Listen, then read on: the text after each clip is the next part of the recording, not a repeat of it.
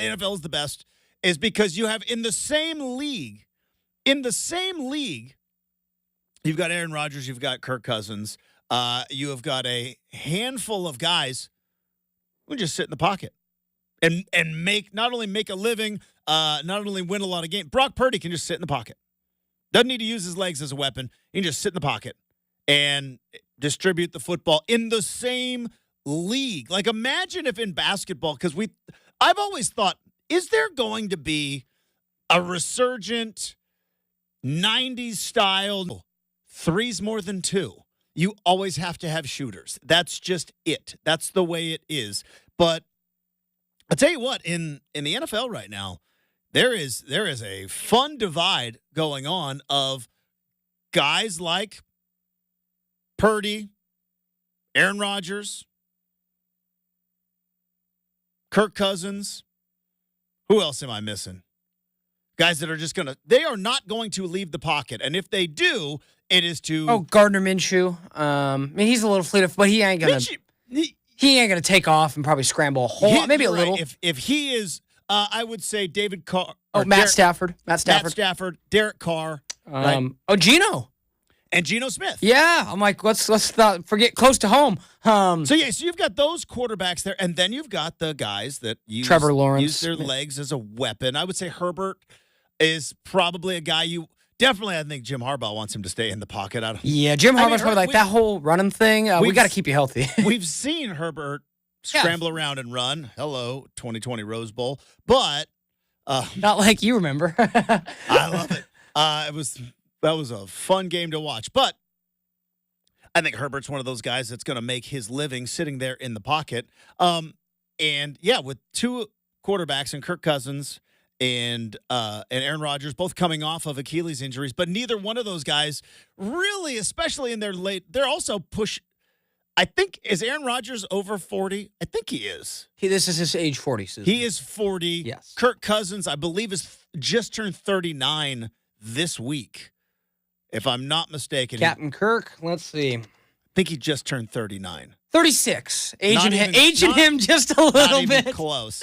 Just a little bit. I saw a whole thing of like how that's why Aaron Rodgers. It was his birthday, and they at the Falcons camp they played his birthday playlist, and I saw that. It's like early 2000s dude, rock, it is just a lot of Foo Fighters on there too. Foo Fighters. There was some 41, and they were like, these are all Madden songs, and he's like, yeah, I was probably playing Madden in middle school, but actually, for his birthday, like he got to play all of his songs, and he was talking about how he wanted to kind of keep playing until he was 40. I aged him 3 years. But either way, he's 36. You're just trying to get him closer to Justin. There's only two players in the NFL who are 40 years old. Aaron Rodgers is one of them. There's another player in the NFL who's 40 years old? Yes. Currently right now. Let me see. Offensive skill position. I'll give you that. An offensive skill position. Plays for the Bears.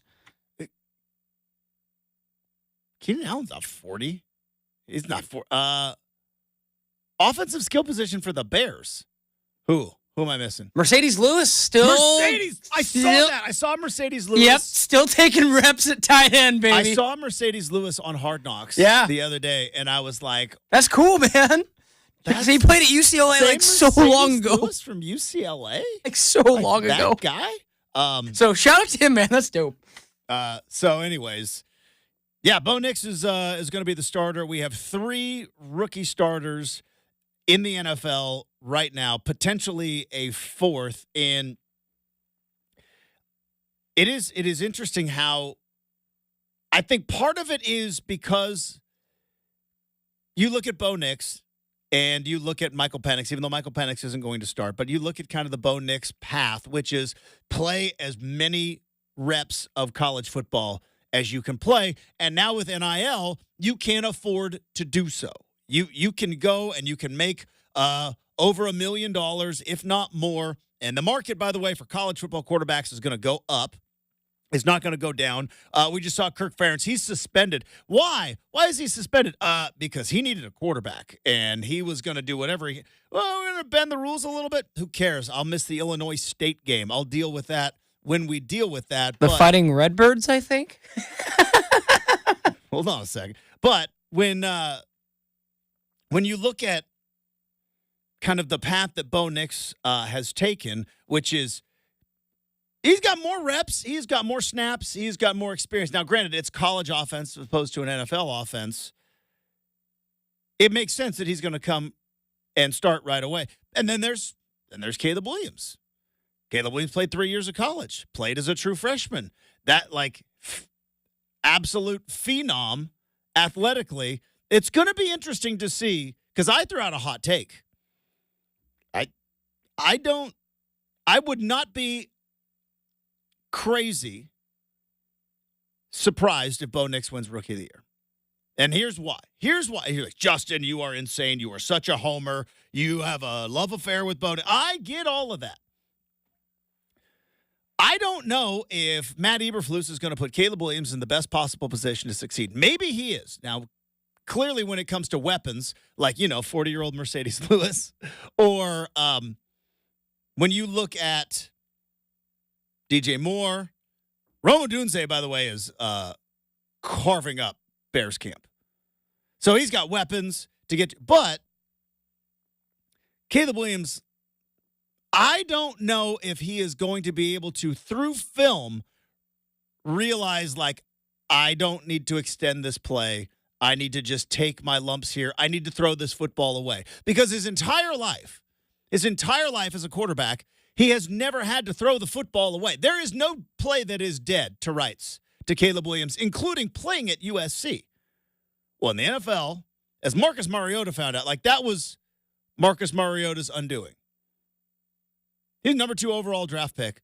Marcus Mariota's undoing was he thought every play was still alive. And it's no, dude, throw it away, take a sack, move on to the next play. Whereas he was trying to throw underhand, opposite arm, falling down. It's Patrick Mahomes is the only one that can do that. I don't know if Caleb Williams is going to be able to learn that lesson until he gets popped a couple times. I think Bo Nix might have that figured out, and I think Sean Payton is going to put him in positions to succeed. And the other guy in Jaden Daniels, and I know he won the Heisman, and I know he's puts up a ton of numbers at LSU and all that. Brenden, uniforms are magic, and I'll believe it when I see it. The Washington Commanders can actually put a quarterback out there.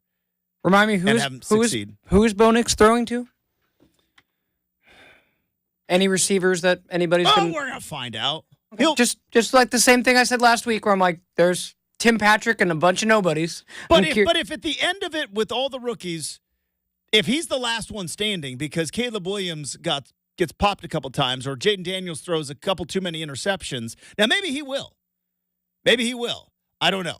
That's my it's a hot take. Don't get me wrong. I might bet on it. I might put my money where my mouth is.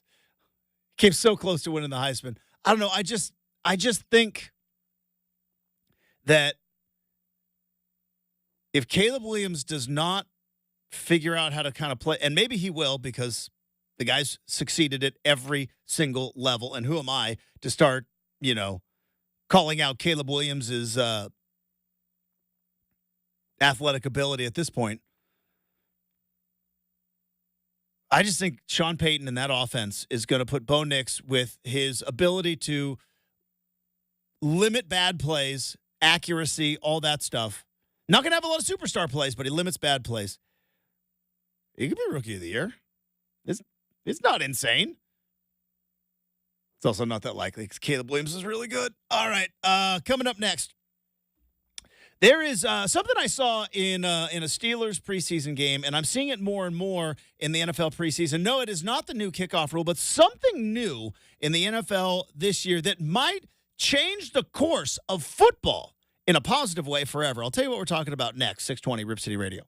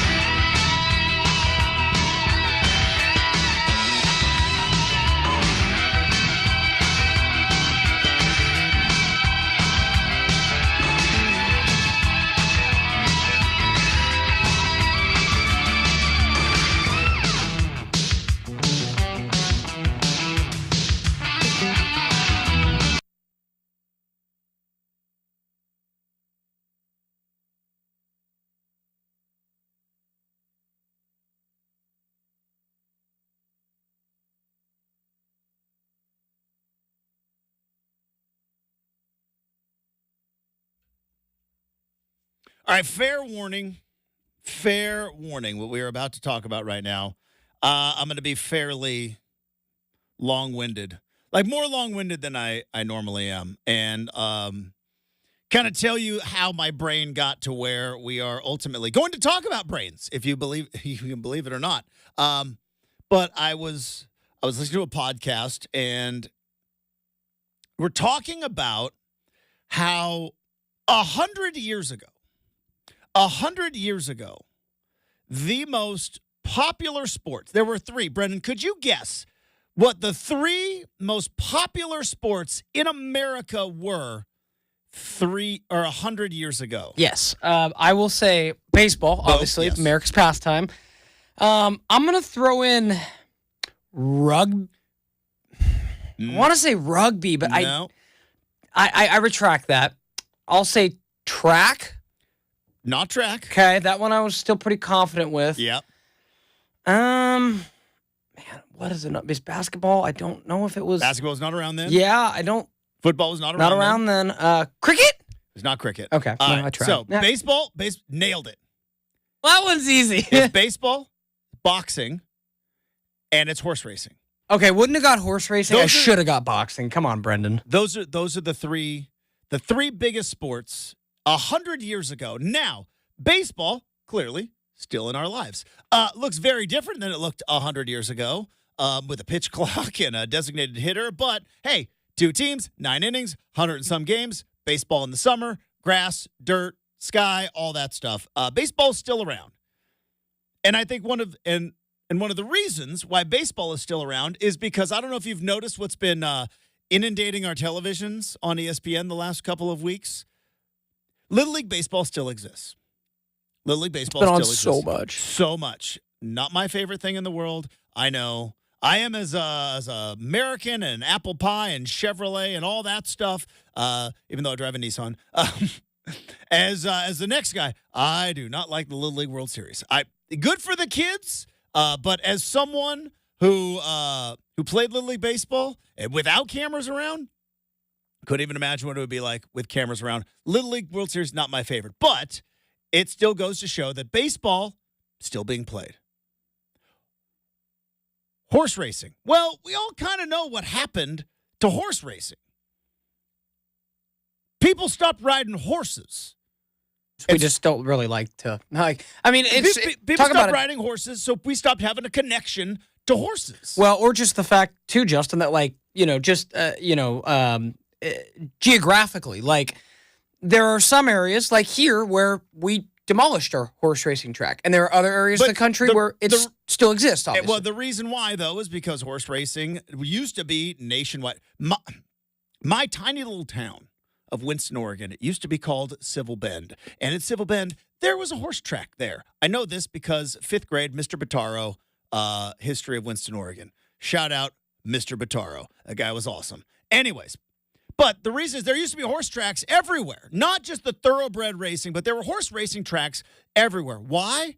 Because everybody had a horse, right? Before cars were affordable, for Henry Ford and $5 a day and the assembly line and the Model T, everybody just had a horse. And so you understood how impressive it would be you watch a guy ride a horse. Have you ever ridden a horse?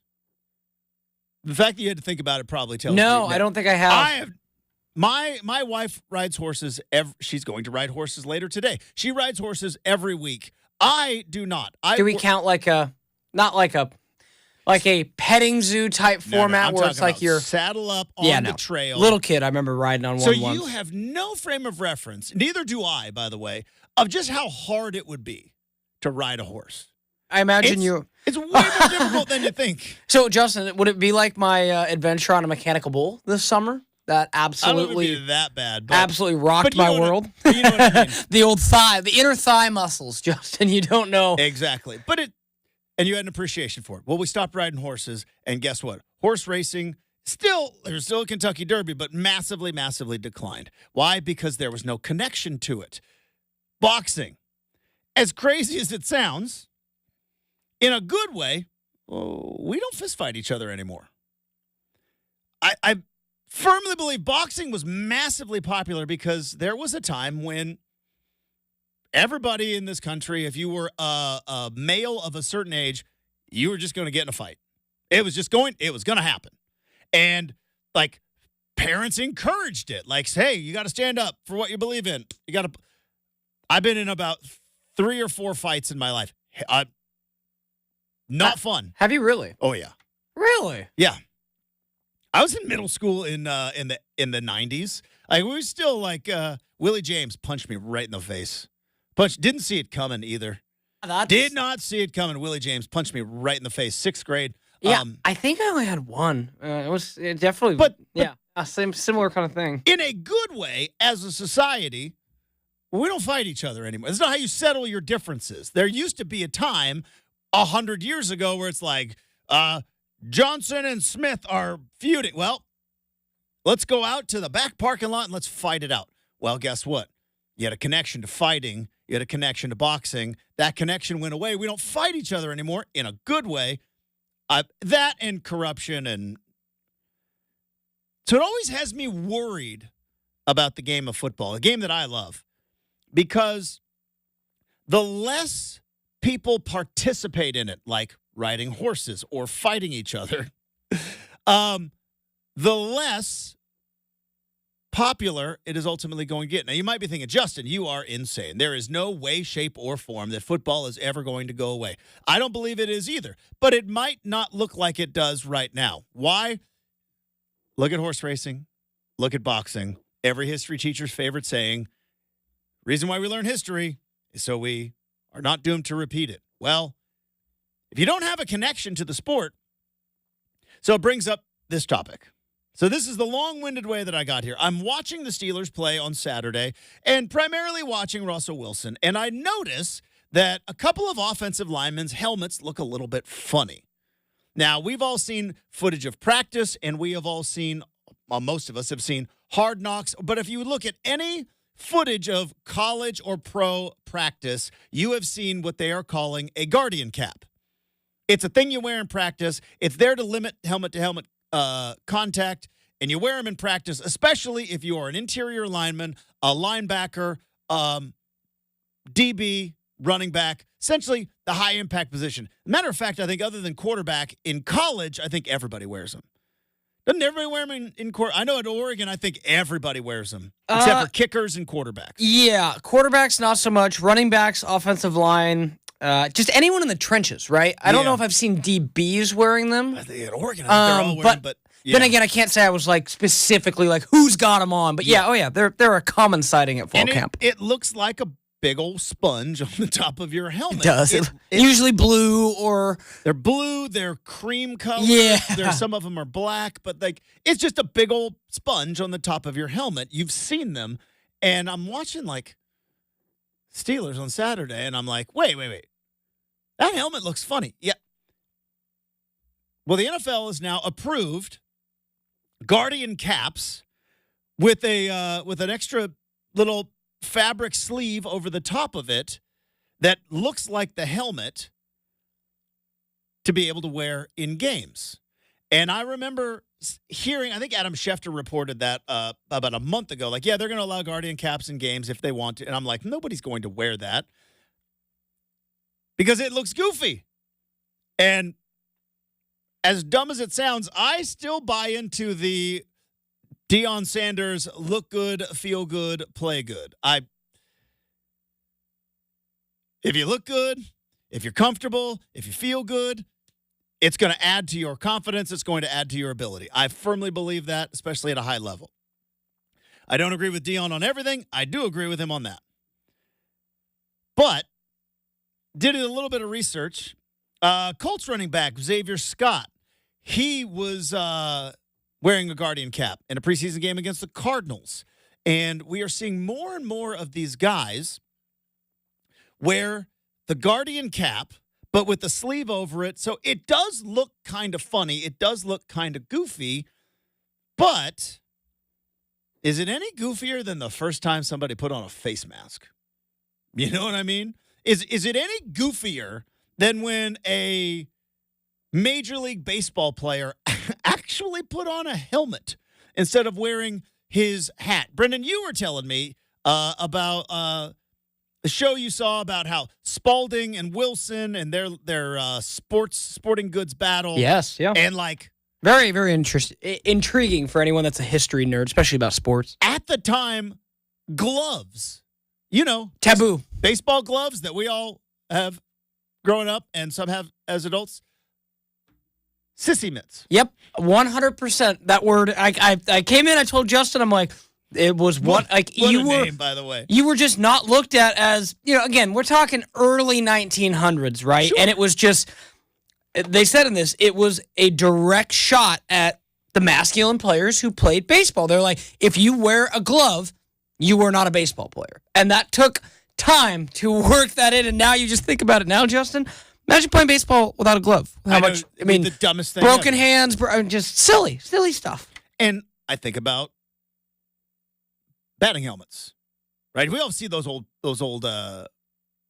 videos of like Babe Ruth and Jackie Robinson, and then you see like that. To us, that looks funny.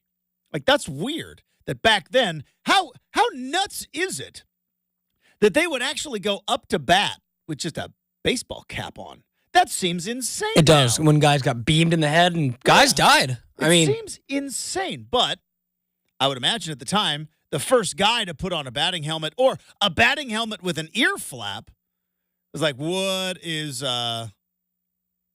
what's Jefferson doing over there? What a weird, and so I'm wondering, in about 5 years, 6 years, 7 years, are we going to go to a high school football game and see everybody wearing these Guardian caps? I think we are. And I think it's a good thing. That's why I started this whole thing with horse racing and boxing.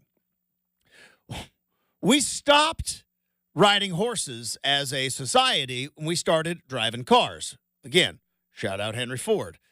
He did some good things. He did some not so good things either. It's kind of like most people in history that accomplish a lot. Separate art from artist, right? And when you lose that connection, guess what? Sport doesn't die because we still have the Kentucky Derby, but it's not the sport of kings like it used to be. It's not the most top three. I wouldn't put it in the top 7 most popular sports in America right now. It's because we stopped riding horses. Boxing used to be a massively, massively popular sport. Then what do? We stopped fighting each other. And then it just seemed like an interesting exhibition. And there are still big fights, and fighting is still going on, and we have MMA and everything else, and I understand that. But in terms of two guys, 1924, YouTube's getting a show right now because I'm putting up my dukes. Like put them up, put up your duke. Like, we don't do that anymore. That's a good thing. You hear story after story after story every time around this year about how numbers in football are falling because of concussions and head traumas. And there's a lot of different opinions about it. And I say this as not a parent, but I say this as someone who played and enjoyed football growing up. You shouldn't be playing tackle football before you're in 7th grade. You just shouldn't be doing it.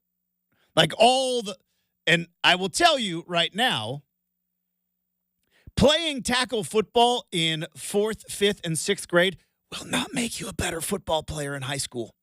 You know who are going to be the best football players in high school? The biggest, the fastest, the strongest, and the meanest kids. They are. Doesn't matter. Don't care. I've seen enough football in my life.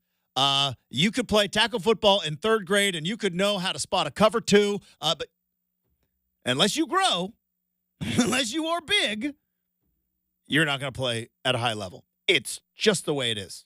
Shouldn't be playing tackle football before 7th grade. But if you start with NFL players where you cannot question the toughness of an NFL player, anybody that straps on a helmet and gets on an NFL field and plays any given Sunday or even in preseason, you can't. If they're wearing Guardian caps in preseason games, and mark my word, somebody's going to wear one in a regular season game. Because here's the other thing. You've got financial incentive now. if these Guardian caps actually do limit head trauma, can't prevent it, but could limit it, there's a financial incentive there. Because now you have these independent medical examiners on the sidelines. They see them. I think they've got a blue hat or something. Or is it either way? You can spot them a mile away. Guy that's not wearing a logoed polo from the team, that's an independent doctor who does not care what the score is and does not care what the standings are and does not care that you're fighting for a wild card spot. You come over and you can't pass a baseline concussion test. Guess what? You're sitting out. And if you sit out, you might lose your spot. You lose your spot, you lose money. So would you wear a goofy looking? Because it is goofy looking. Let's not deny that. They might. I'm sure people in the 60s thought seatbelts were goofy looking too. You know? Wearing that silly thing. Then we learned, oh yeah, I don't go through the windshield when I run into a tree. That's pretty beneficial. But there's going to be somebody in the NFL that's going to realize, you know what? If I can limit head trauma, obviously better for life, but also that's going to add to my career. That's going to add to my playing career. How many guys' playing careers are cut short, not from knees and ankles and shoulders, but head? Enough to go, maybe I wear that big goofy sponge. And if the NFL players start wearing it, you know that there is going to be a college coach who is going to be like, yep, we need everybody available. Every interior lineman, you're wearing a Guardian cap. You already see it, by the way, on their knees. Seriously, go watch a college football game. You can watch Florida State, Georgia Tech. Go look at the offensive linemen. I would be willing to bet every single one of them has a knee brace on. Do you think it's because all of them have bad knees? No. It's because an offensive lineman you get rolled up on, so you prevent it by putting on one of the, I think it's called a Donjoy, and it's a knee brace. They all wear them, both knees. They don't have knee injuries. It's preventative. Because the last thing you want is some defensive lineman to roll up on your left tackle. He tears a ligament. He's out for the season. You can do the same thing with head trauma with these Guardian caps. And if college football players start wearing them, here's where it really gets interesting. I will bet you more money than I could or that I should. That once college players start wearing them, suburban moms, because that's where this whole thing goes, suburban moms are going to start making their kids wear them. That's where it starts. And I'll bet you 3, 4, 5 years, there's not going to be a high school football game in America where they're not wearing those hats. Which is good news because that keeps participation in youth football. See, nobody seemed to care when you were playing youth football and you sprained your ankle or you sprained your knee or you banged up your shoulder. But once middle school kids started getting concussions, that's when moms started saying, that's it, out of the pool, no more. Put a big sponge thing on your head. And it's ultimately, I think, going to help football. There you go. There's my long-winded TED talk of from horse racing to brain activity. I thought I landed that plane well. All right, coming up next, speaking of interesting things, news and notes around college football, we are now to single digits. We are single digits. We are 9 days away, but we are just a couple of days away from Florida State taking on Georgia Tech, and they are not leaving any stone unturned in their trip to Dublin. Some of the more interesting things that are on the flight to Ireland for the Seminoles and for the Yellow Jackets. We'll talk about that next. 620 Rip City Radio.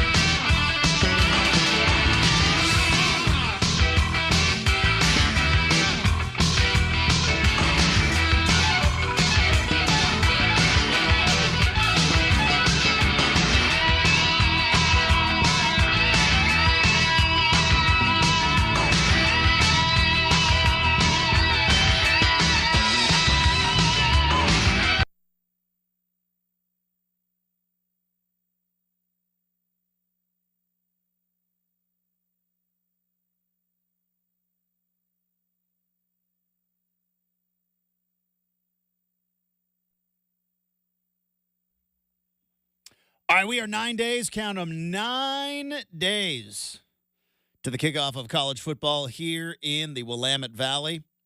But we are just 2 days away from college football kicking off week 0. Florida State's going to be taking on Georgia Tech. It feels like every college football personality or every college football media member, they're all in Dublin.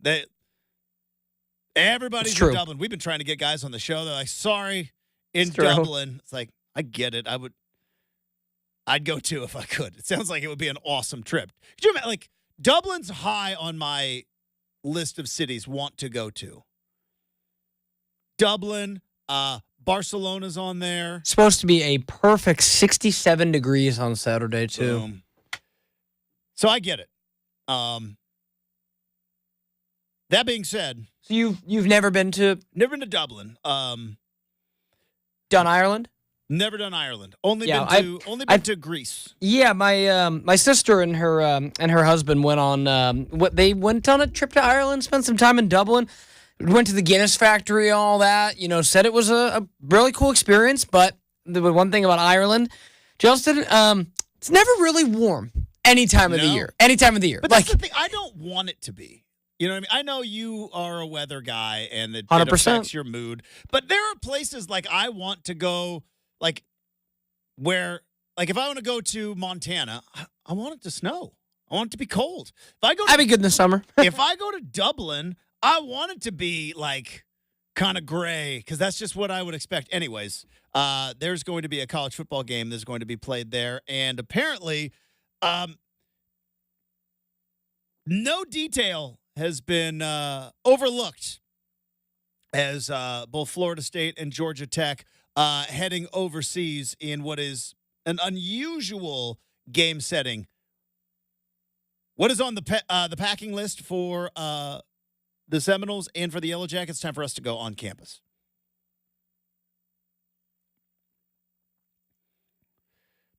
All right, so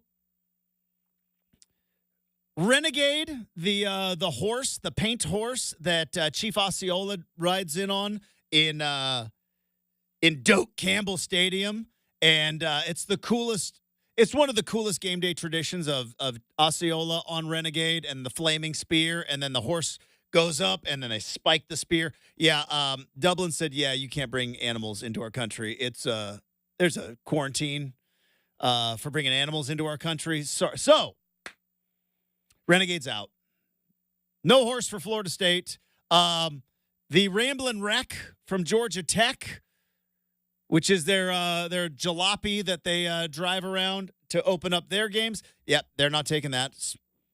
Probably saved a buck or two. But apparently, Brenden, you know what the biggest thing or one of the most interesting, important things that Florida State is bringing with them to Dublin as they are going to be there? I think they're there for 5 days. They've been there for a while.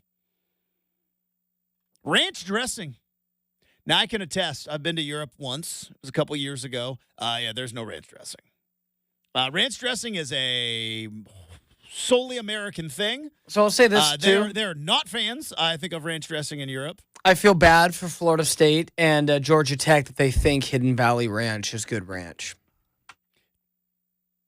I would say much like, what do they call it? A port in any storm is a refuge. In a land of no ranch, Hidden Valley is going to go ahead and do it. Hidden Valley's Justin. Going to be just fine for. What's your craft? Oh no, we make it. Okay, well if you can't make it, what if you are? There is not one. I've tried them all. There's not one store brand ranch that can stand up to if you just put in 10 minutes yourself and make it at home. It's life changing, Justin. When you work in restaurants, we have picked up in our house many different ranch recipes. I keep getting these TikToks of like how to make. Your life would be changed. It's so quick. Well, I don't eat ranch. Okay, fair. I don't mind it. Fair, I do not worship at the altar of ranch like a lot of people do. I wouldn't say we worship, but I'm not saying you, but I'm saying people I grew up with. And again, I think it's the Abby's Ranch that probably kicked off this. Sure. It was the Abby's Ranch, and people just like I had friends like they could not eat anything, a turkey sandwich. No, without not that ranch. way. So I just like good ranch when I'm gonna dip into it. Like I want it to be good. But I could understand, though, if you were bringing in 100 football players and you got to feed them. That's fair. And it's like, we Hey, would like them to eat some salad or something, like, probably never eaten We're going to have salad? like Just French dressing or vinaigrette. Who knows? But, like, No, I hear when you. you're used to dipping your chicken strips or your potato wedges into ranch, because I don't. So why no ranch in Europe? Are they weird? It's a purely American creation. Oh, well, great. Because it's awesome. I agree. I'm like, yes, it's awesome. So I get agree, but get in line, Europe. I think it's one of those things that just didn't cross over, right? Interesting. I think soda, like Coca-Cola, definitely crossed over. You could definitely find Coca-Cola all the way Oh, yeah. through Europe. But yeah, you can't find ranch. You know what else is weird? It's not. I shouldn't say weird. It was weird to me, but it's just different. The coffee in Europe is just different. Better or worse, in your opinion? Straight up, feet to the fire. I didn't like it. Okay, much. there it is. I didn't like it there as it much, is. but I like regular, just drip coffee. You are a routine guy with I coffee. want drip Yeah. coffee. And there, they make coffee and espresso drinks. You get a shot of espresso. Cappuccino, they got the milk and the foam, and there's lattes and all that stuff. And they do make an Americano, which is their attempt to try to, but there's no drip coffee. At least I couldn't find in my travels through Europe. And also, the other thing that was weird, we call it cream. They looked at me funny when I was like, "Do you have cream for the coffee?" And they're like, because to them, like, cream, I think, is like butter. Okay, yeah. I mean, whereas, I know, like, for them, like, milk. and- You mean milk? And I'm like, so then they just bring you like regular milk. It's Right. not the half and half. And what's their other big thing? Like, their idea of a biscuit is very different than ours. Dude, don't even give me. Yeah. Right? So a biscuit there is a cookie. Okay. That's a biscuit is a cookie, where they would call our biscuits, I think, muffins. That's crazy. That's I know. crazy. But yeah, so Florida State. So and, Florida State's bringing ranch dressing, though. That being because so you think a lot of chicken strips going to get eaten? I think so. Yeah, because you're not. I mean, you're not putting ranch on a burger, so they're clearly not making burgers. Gotta be No, like but I would imagine like chicken just strips. chicken strips, or potato wedges, but just like if you remember being in college, I do. like you put ranch on everything. You do. And all of a sudden, could you imagine if you're bringing 80, 90, 100 football players and you got to feed them for 4 days, and you're like, oh, we don't have any ranch. There's no real Costco to go to in Dublin to go get the ranch. Anyways, I thought that was a funny story. We got Florida State, Georgia Tech kicking off on Saturday. That's a 9 a.m. local time kickoff. I'm very excited about Saturday. Even more excited a week from then. Mike Parker's going to be excited. He's going to be on the call for the Beavs in 9 days. He's going to join us in hour number 3, but hour number 2, that's next on 620 Rip City Radio.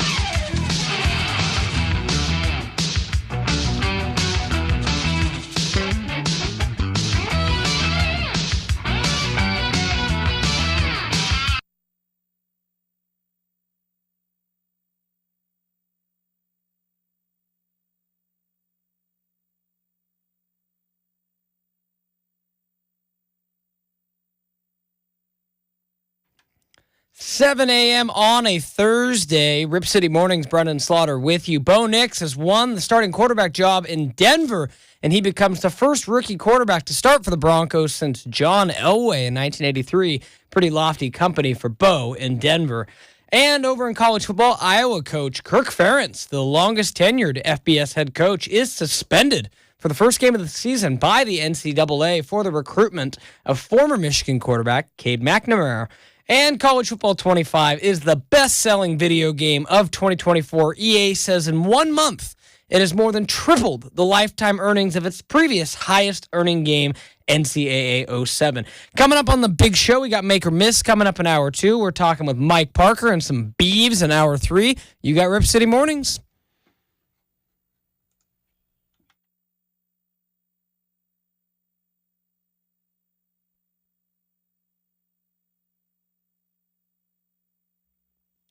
And welcome back to Rip City Mornings. Hopefully you are having a fantastic Thursday. We're going to dive into Make or Miss coming up in 20 minutes. 45 minutes from now, stuff we saw on the internet. Speaking of stuff I saw on the internet, there is a feud. There's a feud going on. I mentioned earlier last hour. Little League World Series is going on right now. Some people love it. Not my favorite. Just not my favorite. I've never gotten into it. Some people, it's one of their favorite parts of the summer. Not my favorite. Now, I'm all for kids playing sports. I'm all for kids playing baseball. I'm all for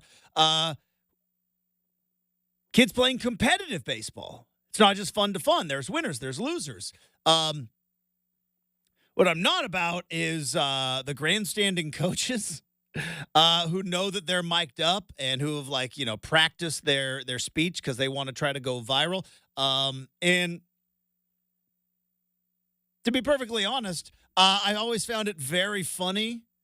And by funny, I meant hypocritical that, we talk about all the time. These college football players have to get paid, right? They got to get paid. Look at all the money that they are making. Look at why can't they compensate? None of these little leaguers are getting compensated. None of these 12-year-olds are getting paid. They're just providing free content for 2 weeks on ESPN. How much do you think that costs? How much do you think revenue that brings in? Anyways, neither here nor there. There's a funnier story out of Williamsport, which usually is good vibes. Every once in a while, you'll hear of the Danny Almonte. Do you remember the Danny Almonte story? You're probably too young for Danny Almonte. There was a little league team with this kid who was mowing everybody down. It became a fiend. I want to say it might have been like 2004, maybe even a little bit earlier than that. There was this pitcher named Danny Almonte. And he looked like he's going to be the next Pedro Martinez. Nobody can hit this guy, Brenden. Nobody could. Yeah, it turns out he was 14. Yeah, wonder why. He went through puberty, and he's 14. They fudged his birth certificate, and his Little League coaches conspired to get him on the team as a 12-year-old, even though he was 14. No wonder he was mowing everybody down. Yeah, that's that reminds me of a very funny moment in a movie. I'm assuming, Justin, you never saw the Benchwarmers with I did not see Benchwarmers. David Spade and that. There's like a scene where they get a grown man to play baseball, and he has this little piece of paper, and he goes, and it's just his picture, and it's written in crayon, "I am 12" with $20 in the thing to give to the umpire, and it's like, yeah, I'm 12. So it is definitely. Yeah, like to that point, I totally understand. And, I'll say this. When I look up and see it, Little League, I know kids grow at different ages. Justin, there is sometimes quite a range where I'm like, it's hilarious. How is this kid, because what, it's 12 to 14? No, these kids are 12. Okay, so they're all it's 12 and under. For Every Little once League? in a while, there's an 11-year-old, but you can't be older than 12. So no one in this is older than 12. No one in the Little League World Series should be or is supposed to be older than 12. Justin, I've seen kids that are taller than me. I know. So I'm like, I just call question. I know kids develop early sometimes, but I just call question. That kind of stuff happens. But there was a scandal where they were actually, fudging birth certificates to put 14-year-old. But that's not what we're talking about here. Staten Island made the Little League World Series. It was a very big deal. And also on the weekend of the Little League World Series, they play a Major League Baseball game at the ballpark in Williamsport. Not obviously at the Little League field, but there's a regulation baseball stadium, and it's actually one of the coolest things that Major League Baseball does. Like, I like that they did the cornfield thing in Iowa, and I like the fact that you get the Yankees and the Tigers were playing each other in Williamsport, and the stands are just full of Little Leaguers. I think it's great. It's one of the coolest things Major League Baseball does. Well, apparently, the Little League coach from the Staten Island team, what's this guy's name? And can I, just to clarify, Justin, we're talking Little League Baseball, not softball, right? Little League Baseball. Gotcha. Because I've seen they've kind of both been alternating back and forth. So Little League Baseball, the coach of the Staten Island team told the Staten Island, whatever local paper is, that, man, that Aaron Judge had ignored his players and that Aaron Judge needs to get his priorities in check. So here's what happened. This guy, Laterza is his name. He told the Staten Island Advance that several Yankees, including manager Aaron Boone, Garrett Cole, and outfielder Jason Dominguez, met with the Staten Island team before the Yankees game against the Detroit Tigers, and that Judge was not there. He didn't show up. He then said on Tuesday that Aaron Judge ignored his players when they called his name while he was in the on-deck circle in the Yankees' loss at Bowman Field to the Tigers, leaving the team disappointed. This is what the exact quote from the Staten Island Little League coach. Hey, how about turning around and waving to New York and the kids that think you're a hero, Laterza said. They're the ones that pay your salary.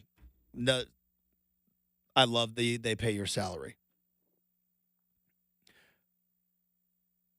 Well, the Yankees came out and said, yeah, coach, hate to break it to you, but the schedule was not set by the Yankees or Aaron Judge. The schedule and whoever Aaron Judge met with was kind of coordinated by Little League because crazy thing. Yeah, we know you guys are also from New York.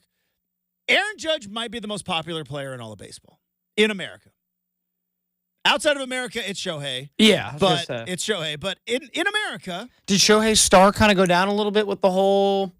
No, I don't think so. It pinned it on the translator. He wasn't gambling. It was a translator. He got duped. Still, though, association. Well, he came out clean as a whistle. But Aaron Judge probably So let me get this straight, Staten Island Little League coach.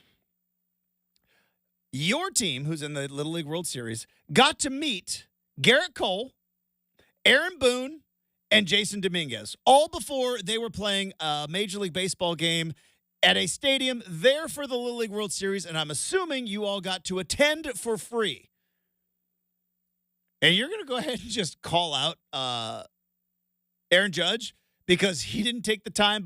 And this is my favorite part was, how about turning around and waving to New York and the kids while you're in the on-deck circle? Now, Brenden, I did not watch this game, but I have seen previous games. I could only imagine what it must be like when Aaron Judge steps out of the dugout and into the on-deck circle of a baseball stadium that is full of 70% Little Leaguers. Got to imagine a lot of people yelling at Aaron Judge. I got to imagine a lot of kids wanting him to wave. And so rather than sit there and wave at everybody, he's going to focus in on his at-bat and go ahead and try to hit a home run to make the kids smile instead of, I don't know, turning around and waving. And how on earth would he even know that the section that the New York team...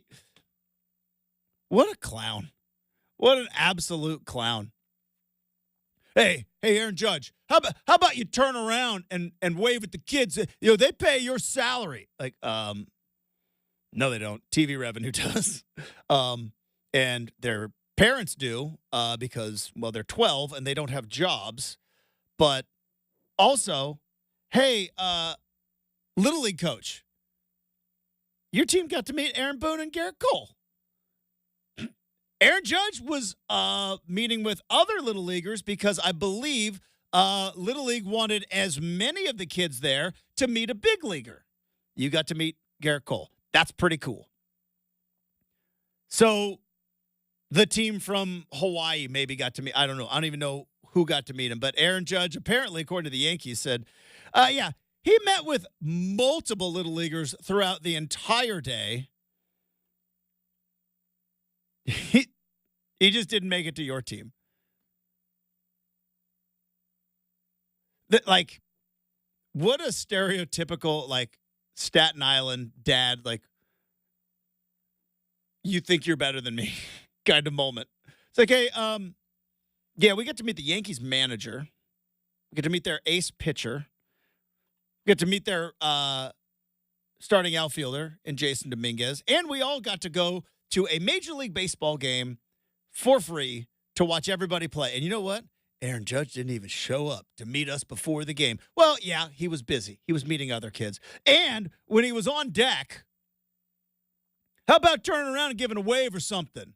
It's like every kid in that ballpark is yelling at Aaron Judge. Every single one of them. Well, the Yankees have come out and they've backed Aaron Judge. Good for them. And basically all but called this guy a clown. They said, we wish Staten Island success in winning a championship. Win or lose, we intend to invite them to Yankee Stadium. However, it would have been much better if Staten Island's coach called us to understand the facts before bitterly reacting in such a public fashion. Reaching out to us would have been a prudent way to act and would have set a fine example for his young players. Basically, all of us saying your coach is a clown. You guys can all come. But this is silly. So silly. Your coach is a clown. How about giving him a wave? Couldn't even wave. You think you're better than me? It's like, he's on deck. He's about ready to go hit. All right. Don't forget about Ticket Tuesday. That's right. If you want to see maybe a future big leaguer hit, Hillsboro Hops is the place to do it. Rip City Radio is keeping the Ticket Tuesday winning streak alive. Exclusive tickets to the Hillsboro Hops all season long. Listen to Rip City Drive every Tuesday afternoon for your chance to win, or you can get Hops tickets now at hillsborohops.com. We have got Make or Miss next, 620 Rip City Radio.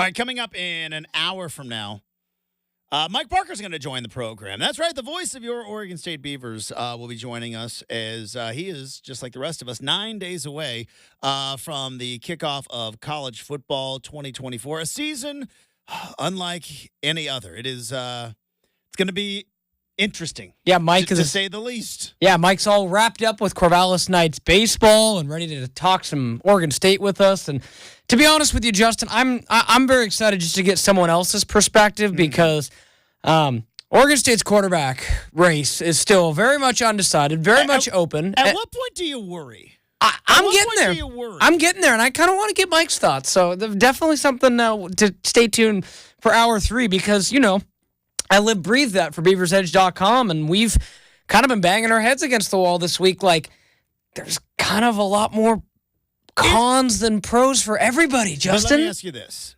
because worst case scenario, right? You love doing best case, worst case. I right? do. Worst case scenario is you go back to Ben Goldbranson, who was 8-1 as a starter? 7-1. 7-1. Yeah. My apologies. Yeah. He's 7-1 as a starter. Now, I realized one of those wins was a game against Oregon where they did not allow him to throw the ball. Yeah, they said stop throwing, Ben. And he doesn't have Damian Martinez to hand off to anymore. But even still, that you can kind of trust him with the football. He's been there, done that. And, I mean, other than Oregon, what's the biggest worry on the schedule? Boise in November. Boise and Cal. At one point, I thought Air Force was going to be good. They're not going to be very good. But Cal will Air be... Force still run... they run option stuff They still? do. Troy Calhoun, man, McVinville's own 503 guy, which I thought was kind of cool. If I'm not mistaken, Troy Calhoun is a 5'4" guy. I believe Troy Calhoun went to Roseburg High School. Let's see this. I believe we claim the 5'4", and in particular Douglas County. Okay, we claim Troy Calhoun. Okay, so let's look this up. One of ours. Let's discuss. So born in McMinnville, family moved to Roseburg when he was 3. Yeah. So he's one of us. I feel like you still got to give McMinnville a little bit of love. No. He was 3. I don't know, but regardless, he is built a solid program there at Air Force, but they'll be down. See, if I'm Oregon State, I worry about that Cal game because, as Justin mentioned, it's never fun to go play at Berkeley. No, it's always a sleepy game, and then I'd watch out for Boise. Other than that... But Boise's November, right? Purdue... You'll have some things figured... Purdue probably is your... Purdue might be the worst team in the Big Ten. Now, that's good for us. That's good for us. Purdue might be the worst team in the Big Ten. Good for us. Which I hope, because it's interesting that Oregon and Oregon State, while playing each other in week 2, also have 2 common opponents. Now that they're not in the same conference, kind of fascinating that they're both going to be playing Purdue and they're both going to be playing Boise. Yeah, I just noticed that's true. Good point. I guess I should say they're playing each other in week 3 because Oregon plays Boise week 2. You'll give us a good run of how Boise looks, so I appreciate it. We'll give you guys a good look at how Purdue looks. So there you go. I hope Purdue is terrible because as I have looked at the Big Ten schedule for Oregon, the Ducks go to Purdue, West Lafayette, Indiana, on a shortened week after they play Ohio State. I hate that. I hope they're the worst team in the Big Ten. They better be the worst team in the Big Ten because what is that? Now, at least you get Ohio State at home, but win, lose, or draw, which there's no more draws, that's going to be a hangover game. Oh. It just is. And then you got to go play Purdue on a short week. It's tough. They're terrible. I didn't notice that. That is tough. And I forgot to ask you, Justin. Actually, you know what? Let's go ahead and open up Make or Miss because I will turn it into a Make or Miss for a great question I got to ask you.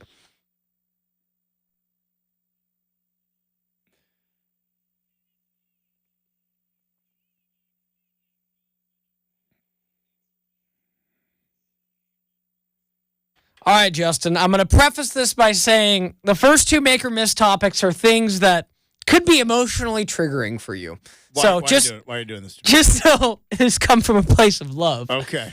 So, first make or miss. Justin should take Chad Dewing's advice and get the most money for his Ohio State tickets physically possible. All right, so you heard this conversation. I did. This was off the air. I did. It was an off-the-air conversation, but you brought it up, and that's fine because I'm not afraid to talk about it. I won't duck tough questions in the mailbag. I won't duck them now. So just appease the folks what those tickets are going for so they can know the number that you could have in your pocket, Justin. So I don't want to get into the personal finances of it, but let's just say. They don't even know how much you pay, just how much they could be worth. Let's just say that for what I paid for season tickets, I could pay if the market stays the same for Oregon, Ohio State, I could sell my tickets to that game and pay for the entire rest of the season. And I told Chad doing this off the air as a way of saying, like, man, how crazy is this? It's going to be such a big game. And because, Brenden, no way, shape, or form am I selling these tickets. I'm not doing it. I don't see. I do not care. I am not missing this game. That is a fun. Oregon might lose by 40. I don't know, right? Ohio State's gonna be really good, but there's no way, shape, or form I am going to miss this game. And so, Chad thinks I'm insane. I do too, actually. Brenden thinks I'm insane because I've done this. I don't care. Part of the reason I bought these tickets was A, I want to go to all the Oregon games, but B, knowing that Ohio State's on the schedule.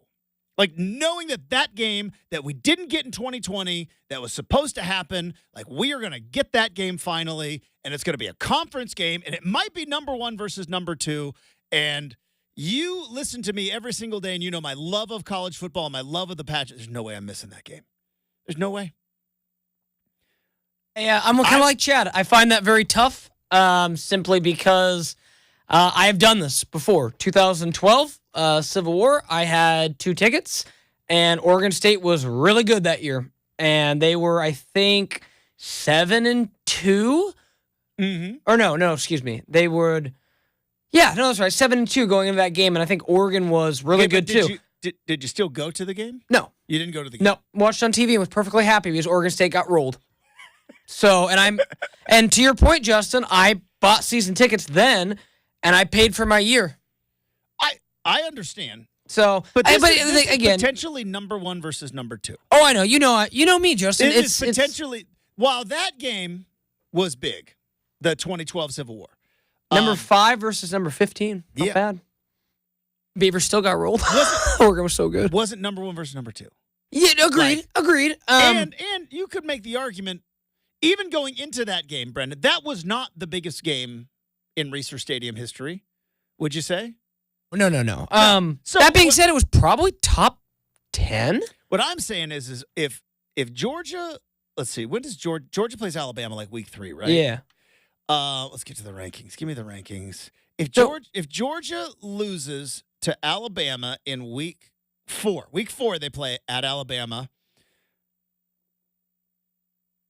And they don't play Texas until after. They're going to play at Georgia, by the way. Has to go to Alabama and to Texas. That's now, tough. I realize that they've had it's not Nick Saban, Alabama, but if Georgia loses to Alabama in Tuscaloosa in week 4,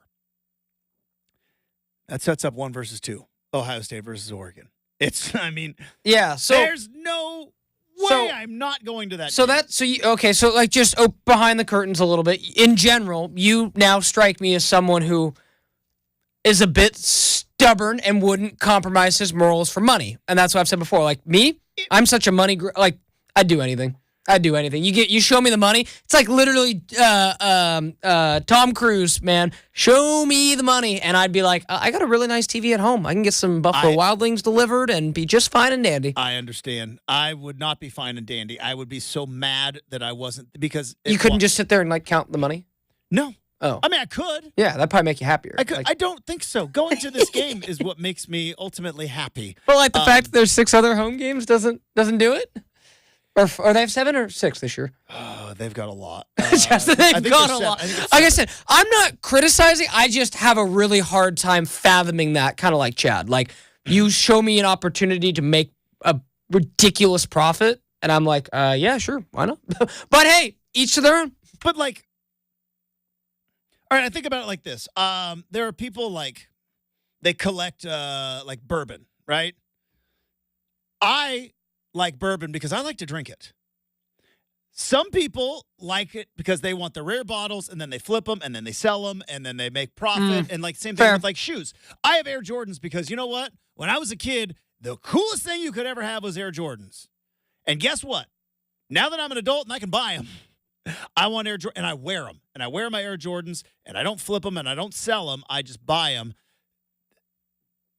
I love Oregon football, and I love being at games, and I love being in the stadium. It is the joy that I am going to get when Oregon runs out on that field, maybe as the number 1 or number 2 team in the country, playing against Ohio State.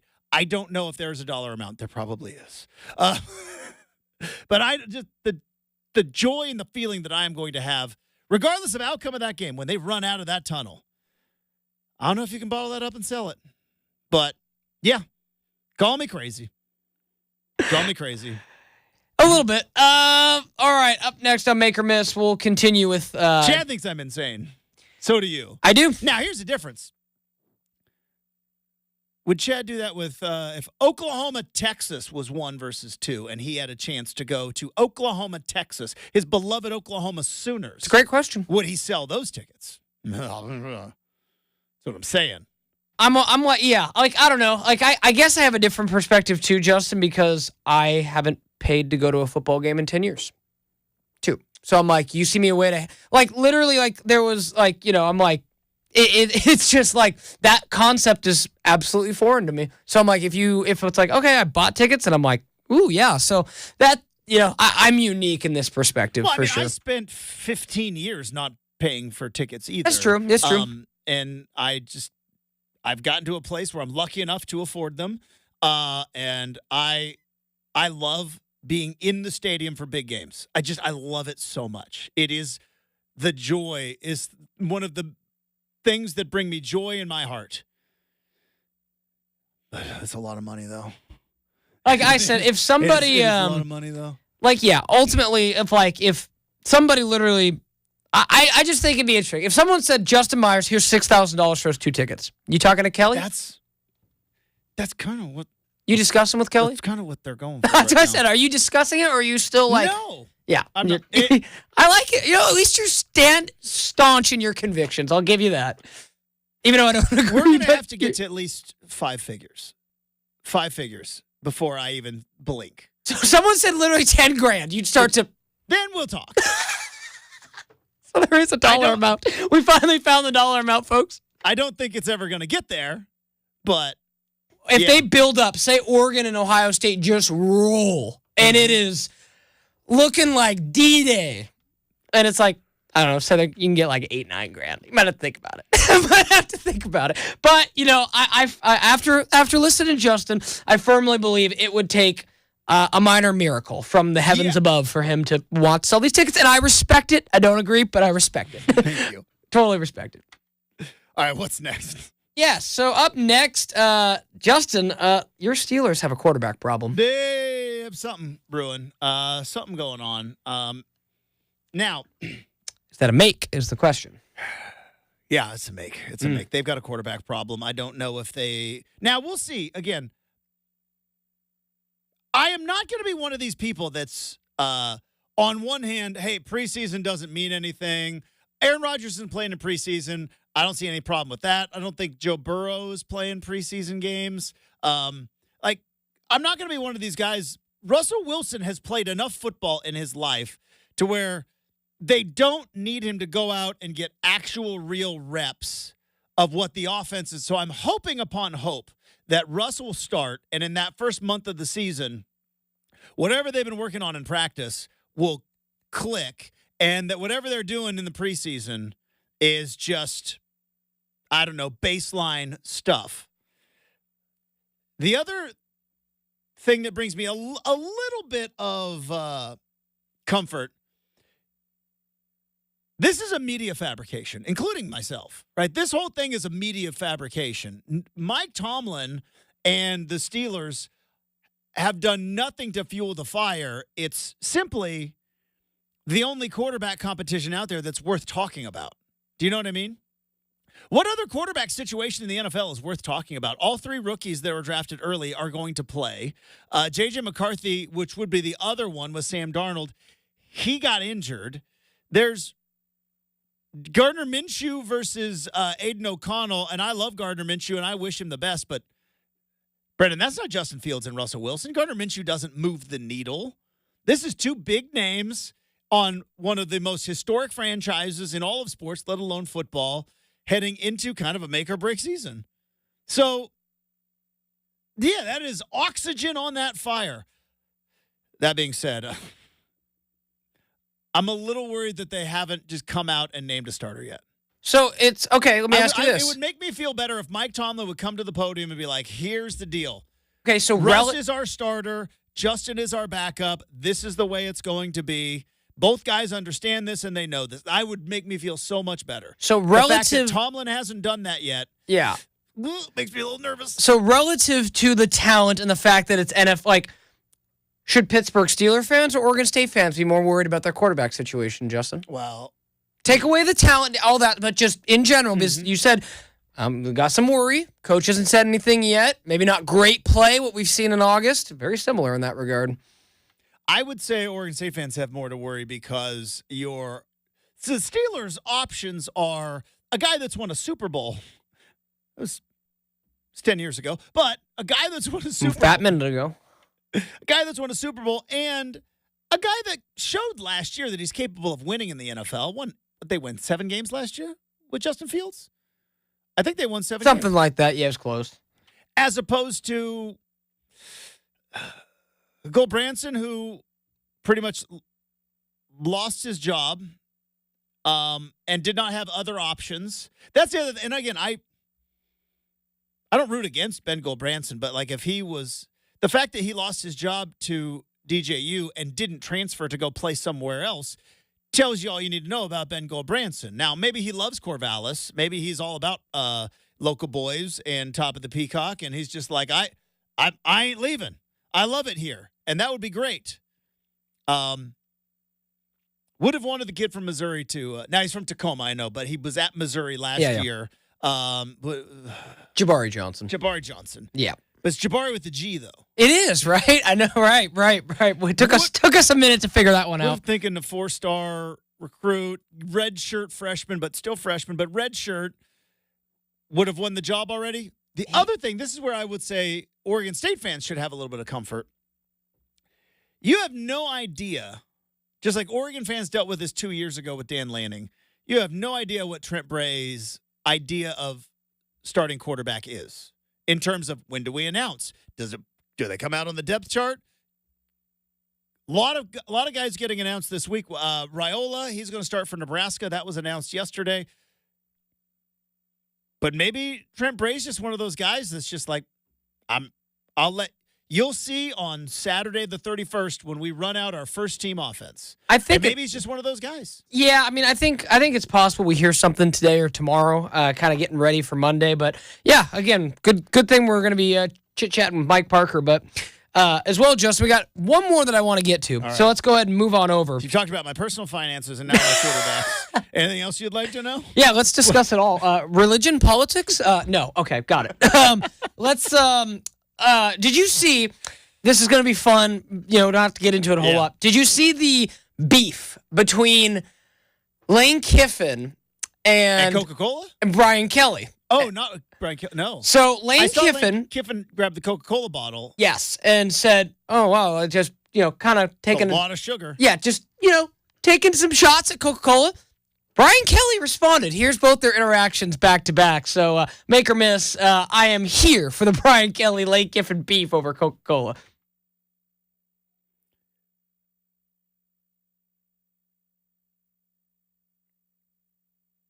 Yeah, there we go.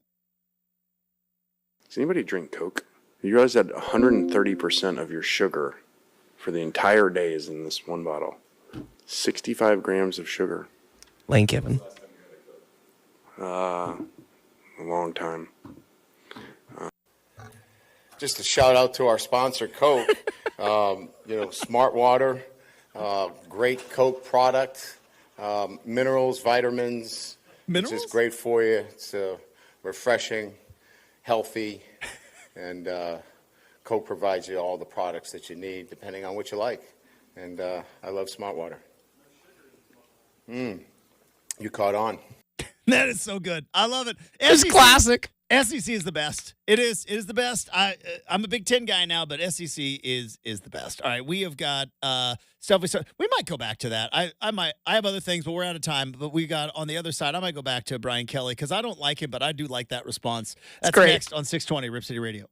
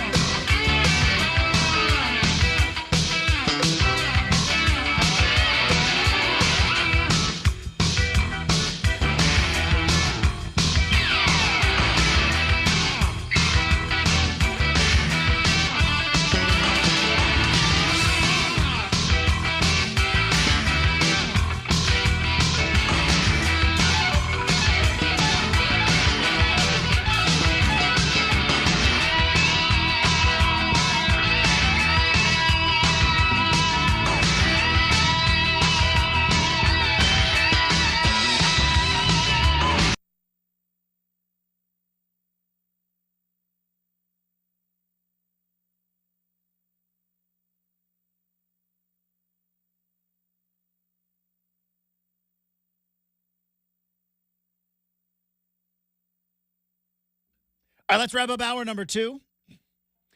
This is a segment usually we reserve for weird, interesting things we saw on the internet. But Brenden, I did not see the Brian Kelly response, which I will say I'm not the biggest Brian Kelly fan. Just Google Brian Kelly scissor lift. Not the biggest Brian Kelly fan. Family and all that stuff. He was also the one that made what was it? The GA, the gratis. So I said Google scissor Yeah, lift. yeah. You'll get all you need to know if you just Google scissor lift. Brian Kelly. But that being said, funny is funny. I want to replay that again because there was a movie called The Big Lebowski. Have you ever seen The Big Lebowski? Absolutely. One of the greatest. Well, that's just your opinion, man. Exactly. And there's- White Russians. Never liked them before that. I got into a little White Russian phase too. I think everybody does. And then you realize like that is like you should not have more than one of those. It's a lot going on. But Classic film. there is a line in that movie that says you're not wrong, you're just and it starts with an A. Okay? Because Walter Sobchak, played by John Goodman, was always, am I wrong? No, you're not wrong. You're just. I don't know if Lane Kiffin has stepped into that territory. Like, Lane, you're not wrong in the fact that a 20-ounce bottle of Coca-Cola contains more than 100% of the amount of sugar you should have. It's only recommended, though. But should just say it. So here's Lane Kiffin again. I want to say, like, unprompted, just going, like, grabbed the Coke and was just like, I'm going to make a statement. And so here's Lane Kiffin, and then here's Brian Kelly's response, which I thought was actually very funny. Does anybody drink Coke? You realize that 130% of your sugar for the entire day is in this one bottle. 65 grams of sugar. Recommended. A long time. Just a shout out to our sponsor, Coke. Smart water, great Coke product, minerals, vitamins. Which is great for you. It's refreshing, healthy, and Coke provides you all the products that you need depending on what you like. And I love Smart water. You caught on. Yeah. He's not wrong, man. Coke provides all the products you need. You want water? Have water. You want some flavored water? We got that too. We got regular Coca-Cola. Kick rocks, Lane Kiffin. You stink. Again, he's not wrong. And again, does anybody like who is actually drinking Coca-Cola, like, nobody thinks like it's healthy. Like, no. It's just delicious. Like let me enjoy a thing or two, Lane Kiffin. Like, I don't like. You know what I mean? Like, I don't smoke. I have never smoked. But there's got to be something about it that people. But like, could you imagine like walking up to someone? You know that cigarette's gonna kill you. It's like, okay, well, I didn't ask you. It's like Kind of, yeah. You guys know this this bottle of Coca-Cola has 100 and whatever grams of sugar. It's like, yeah, I know it's bad for me. I don't care. I like it. It reminds me of the movie Super Size Me. Remember Super Size Me came out? You don't probably remember when Super Size Me came out. But I watched it later, a wee yeah. lad. But Super Size Me came out, and all of a sudden, nobody ate McDonald's. At least nobody admitted. McDonald's became like porn. Like, never. Nope. Like, okay, billion hamburgers still being sold. That's interesting. I don't watch that. It's like, oh, yeah. Huge, giant industry. Wonder how that happens. It's like two guys. Okay. But that's like when Super Size Me came out, and all of a sudden, everybody was just decided that they were, look, if I eat McDonald's, I know it's bad for me. I'm eating it because it's good. Like, nobody drinks Coca-Cola because they think it's good for them. They drink it because it's, God, that's really tasty. It is. Because it's got all that sugar. Now, I don't know if I could. Somebody asked Lane Kiffin, like, when was the last time you've had a Coke? That'd be you. I was trying to think. I don't That would be know. you. You've had Coke Zero, you said, though. Oh, yeah. Like, I will dabble in a diet soda here and there. It was a problem for me for a while. Had to very much limit my my soda intake. I don't know the last time I have actually had without booze mixed in. Because I've done that before where I'll get like a whiskey, I'll order a whiskey diet and they'll hit you with a little whiskey and regular Coke. You're like, whoo, I can't remember the last time I've had a regular Coke or a regular Dr. Pepper for that matter. That might be our next bet. We might go over under next week. And the bet is that we're going to make Justin drink a full sugar Dr. Pepper and see if he passes out.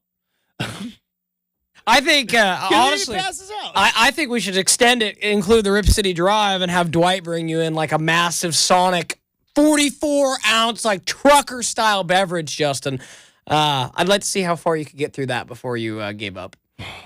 And I wouldn't blame, because that's the thing. I've heard that from actual real regular soda. Right, and I've heard from a lot of people who have stopped drinking soda that like it's easier to go back to diet. A lot of people can't go to regular soda because they're not used to the sweet. It's like, oh, it's too sweet. So I can already feel it in my teeth right now. That's that. God, the human brain is a fascinating thing. Right now, my teeth are hurting.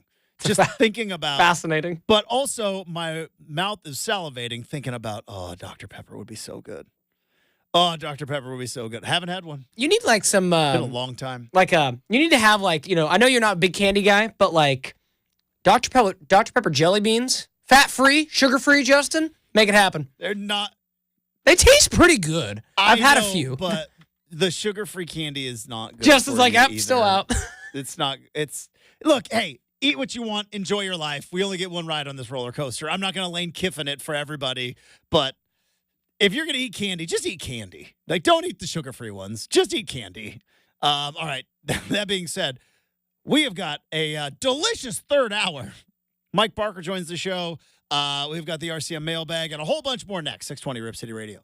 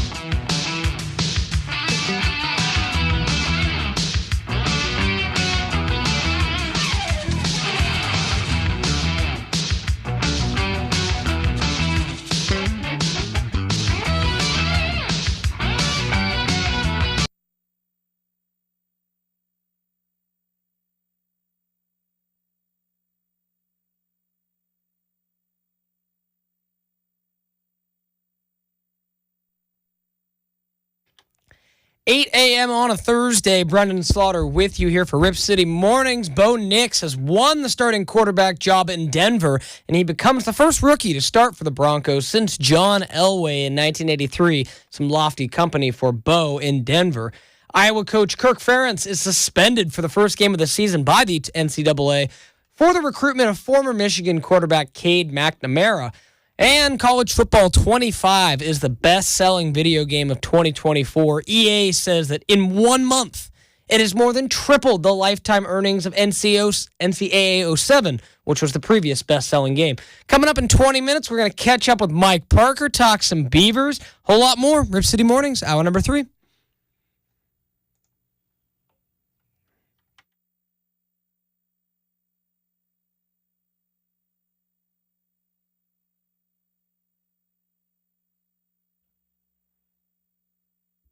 Hey, welcome back to Rip City Mornings, everybody. Hopefully you are having a fantastic Thursday. As Brenden just told you in the update, how much money is that stinking video game made? A lot. They didn't release figures, just... But it tripled the lifetime earnings of NCAA 07. Yeah, so like you figure that sold a lot in a year, so 1 month, and you said it best. You're like, it is the McRib. And... Well, like there's no better way to sum it up. You perfectly. You didn't even play the game and you nailed it, Justin. I feel like it's like the McRib. It's like Girl Scout. Like you take something away for 10 years. Well, there's a company called Luxottica. Have you ever heard of Luxottica? Can't say that I have. They make sunglasses. I guarantee you have a Luxottica product. Your glasses that you're wearing right now. Where'd you get those from? Like the designer or just like my local eyeglass shop? Where'd you buy them from? Just my optometrist. Yeah. I'll bet you Luxottica made those. Probably. Because what they did was because Luxottica went around and bought up basically every sunglass brand, Ray-Ban, Oakley, and I think they own Lens Crafters and... Yeah, probably then. So, and they went and bought up all, and other than I think Walmart and Costco, if you buy glasses anywhere, Luxottica probably made them. And they found this thing where you used to be able to buy Ray-Bans for like $30 in a gas station. Like you could go to like just a regular department store and like Ray-Bans, which would they be sitting there on the display, the little carousel that you turn around, $30 you could buy Ray-Bans, and Luxottica got them, took them off the market for like 3 years, brought them back at $100. And all of a sudden, everyone's like, oh, that's right. I like those Ray-Bans. And that's why Ray-Bans are so expensive, because they went away for a while. So I wonder, with College Football 25, you've played the game. You are addicted to the game, I believe. A little bit. It's hour 3. At one point during the show, do you start thinking about when you can get back, start playing the game? Yeah, that was like a month ago. I haven't had that since fall camp started. And we'll get to the mailbag. I got a game to play. But that first, like, really when you were gone, Justin, when I was rocking with Chris and, like, the game had come out, because you were in Hawaii when the game came out. I was. And I remember telling Chris, I'm like, yeah, I'm running on like 3-4 hours of sleep. Like, it was a grind. And here's what I do wonder. But, yeah, it's been fun. Because clearly a smashing success. Is it because of it wasn't a marketing strategy, but I think for EA Sports, kind of a happy accident, which was Ed O'Bannon sued the NCAA. And as a result, the basketball and the football game got taken away because the Supreme Court ruled can't have, technically they're not players. Yeah, Oregon quarterback number 3. I wonder who that is in 2001. You know what I mean? Like, what was Kenny Simonton's number? Was he 35? 35. It's like, Oregon State running back, number 35. Yeah. He's a little bit smaller. Like, I wonder who that is, right? Exactly. Like everybody knew, like Oregon. Quarterback number 10 was Dennis Dixon. Yeah. Oregon quarterback number 8. We know who that was. He looks Hawaiian. Weird. Yep, right. So, technically, they weren't naming the names, but the Ed O'Bannon lawsuit came in. Totally. Game gets taken away. And I'm sure EA Sports probably would have loved 13 years of sales as opposed to 13 years of a big void than to bring it back, but it does seem a bit like a happy accident. But I wonder, and you will help me with this because I don't know. I don't play the video games. I sound a little old. I don't play the video games. Is this game that good? Or is it because you've missed it for so long? Or third option, which I think is something that I talk about all the time, just something about college football and the band and the fight song and the tradition, and they get all of it in the game, right? And the stadium that you go to every week. Like, not everybody goes to NFL stadiums, right? Not everybody gets to go to NFL games. I grew up 6 hours from Seattle. I didn't go to my first NFL game until 2004. 2004 was my first NFL game. I just didn't go to NFL games. Now, I went to Autzen Stadium every weekend of my childhood. Same with you.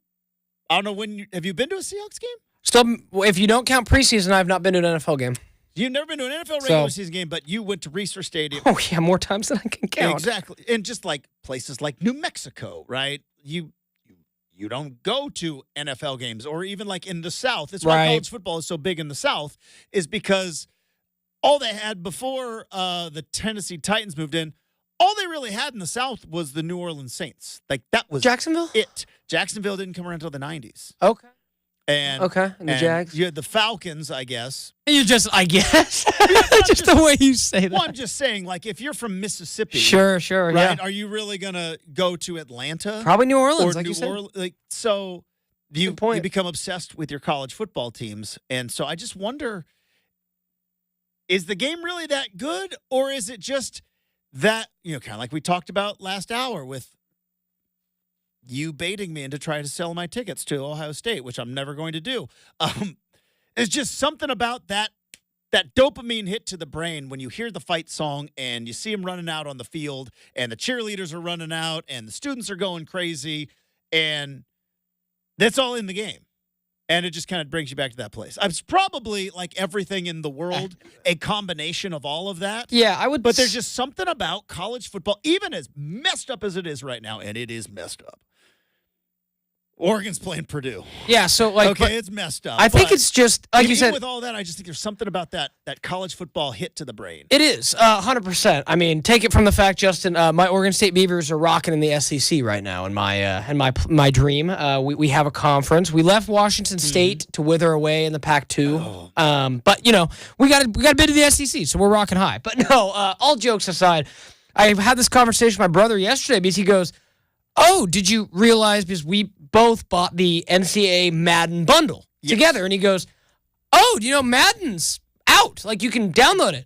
And I'm like, because we both paid for it. And I'm like, "Oh, I completely forgot Madden's out." Then we looked at each other and we're like, "Yeah, we don't really have much desire to play like college." Like, so I think, like you said, the fact that, the whole music in the game is all drum sounds, and like you just watch that or play that game, and it's as realistic as you could ask for. Sure, is it not perfect? Absolutely, there's some stuff, but it's interesting though. I heard I think Bill Simmons was talking about this the other day on his podcast.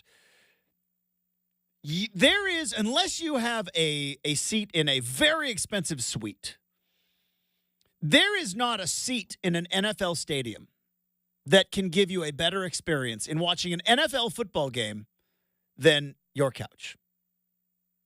Doesn't exist. There's not a seat in an NFL stadium that can give you a better view, a better comfort, a better experience than sitting and watching the game on TV. If the whole reason is viewing football, unless you have a suite unless you are sitting right next to the defensive coordinator, right up in the press box, like there's not a seat, even in Jerry's World or in SoFi or in Allegiant, there's not a seat in an NFL stadium that can give you a better viewing experience than watching an NFL game at home. It doesn't exist. There's something about college football, though, where it's like you gotta be there. Do you know what I mean? Like, I think they brought up Auburn, but you think about places like Auburn, places like LSU, places like Death Valley and Clemson, Penn State, Nebraska. I think Nebraska is a great example. Nebraska's been bad. They were see Scott Frost. they were terrible under Scott Frost. Matt Rule is trying to rebuild them, but Nebraska has been mediocre at best, but they have been bad. Do you think they regret firing Bo Pelini now? Just knowing everything that's happened and the fact that do you think they regret it?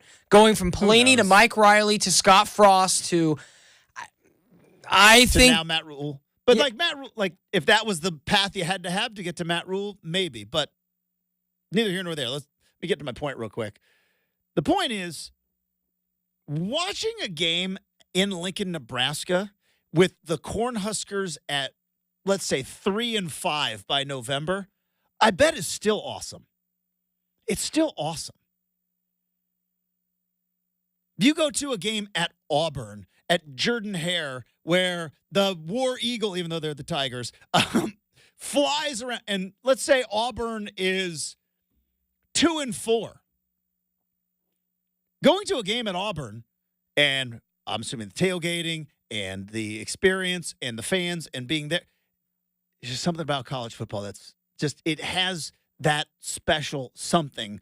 NFL games are great, and I've been lucky enough to go to a bunch of NFL games, but it's not the same. You could go to Lumen Field and you could have a great experience, but is it better than sitting and watching the game at home? Like, you can go to an NFL game and just, now maybe Arrowhead's different, maybe Lambeau Field is different. Anybody else in that mix? Probably not. Maybe Jerry's World. Maybe Jerry's World is different. I've only seen a college football game there. But I would say for 80% of NFL stadiums, you watch the game at home and experience it on TV. You go, I get it.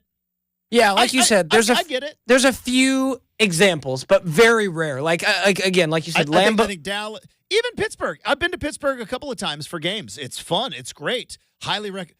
But I could watch it on TV and be like, yeah, I get it. Do you think that Lambeau is that way? Not only because it's old and because it's really in like a tiny college town, but because it kind of has like that college football stadium vibe a little bit? It's got that history to it. Yeah. It's something like, they always say, like, you can't make new old friends, right? You can't make new old stadiums. True. And so I think most NFL stadiums, but you and I think we can agree. Like, you watch a game on TV of Oregon, that's not experiencing Autzen Stadium. It's not. It's not. You can't get it. Washington, I hate them, but you can't get what it is like sitting in those bleachers where you feel like you're going to fall down to your death and when the wind picks up off the lake. But you can't get that. It looks cool on TV, but until you are sitting there at Husky Stadium and looking out, like, wow, that lake is pretty beautiful. Yeah. Which is, I hate to, like, you can't get it unless you are there. That's why I love college. You got to be there. No, I feel it, and I would definitely agree. Like, it's just got that, we've said it forever, it's got that secret sauce, Justin. It really does. You know who's going to also be in the stadium is going to be Mike Parker. That's right. Mike Parker, the voice of the Oregon State Beavs. He joins the show next, 620 Rip City Radio.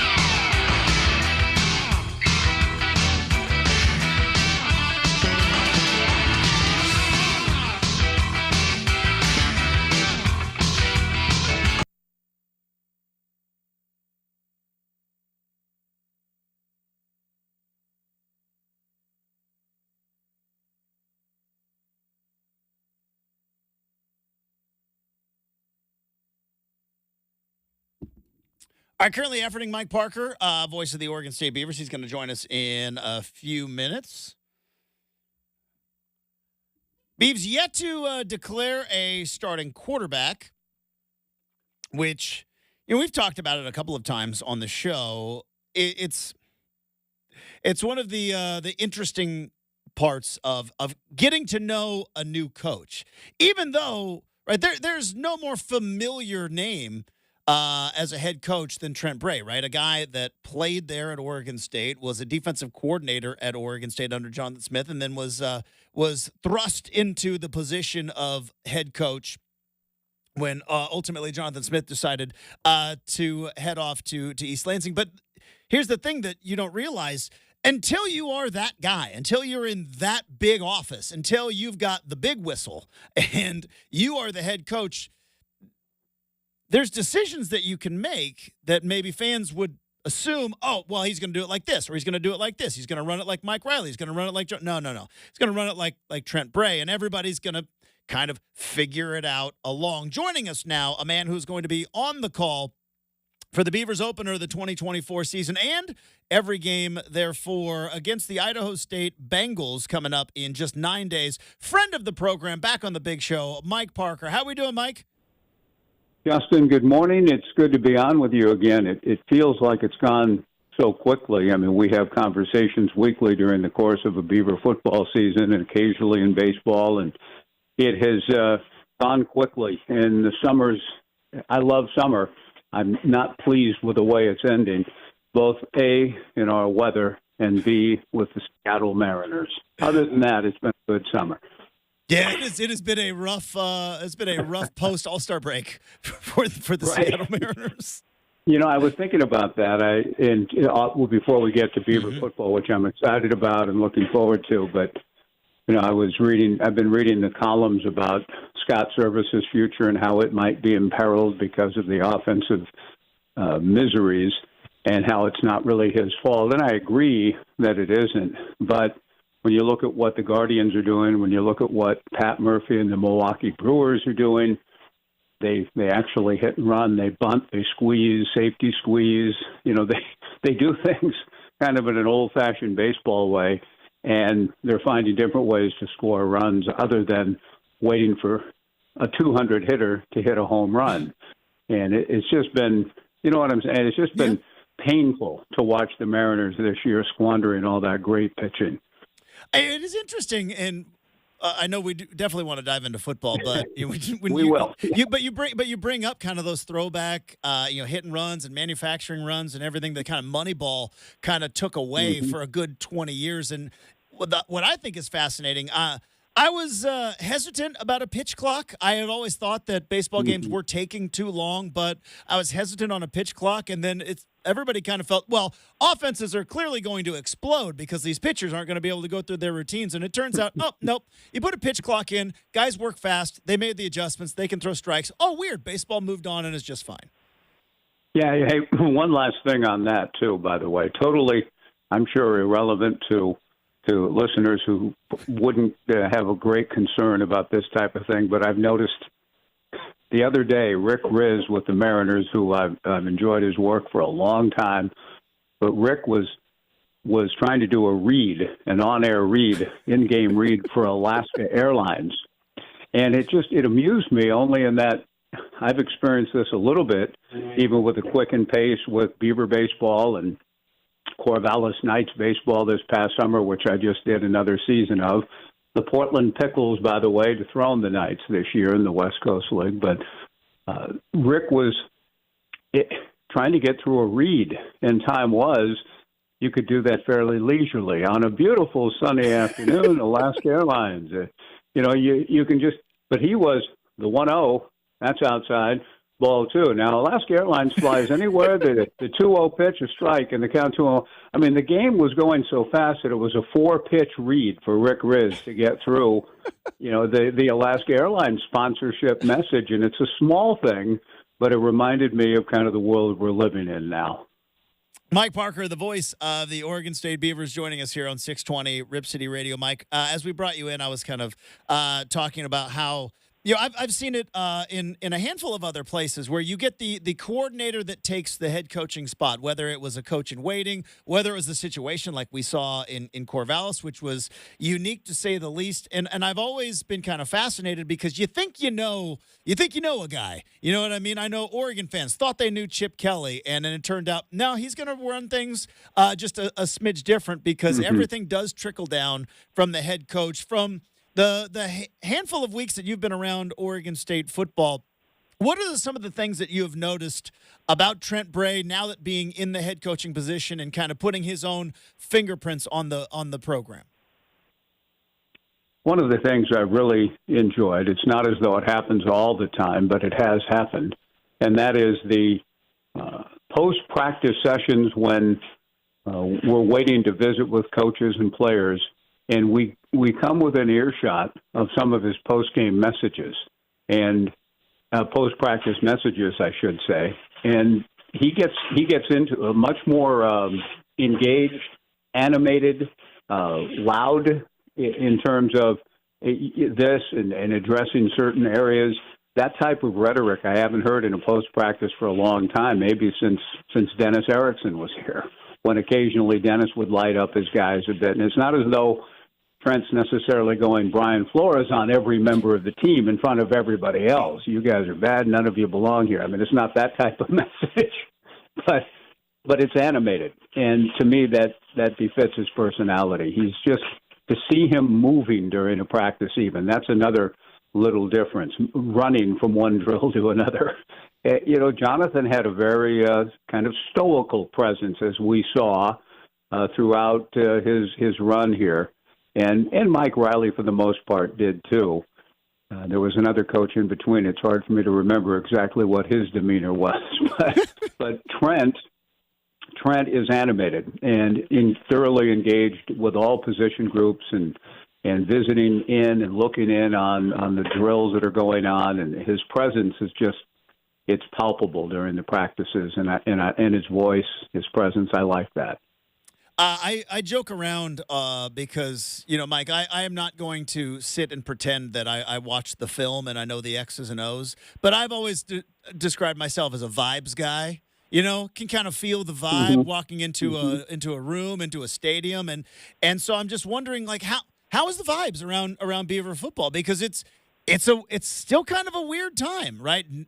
Playing kind of a Mountain West schedule, but not in the Mountain West.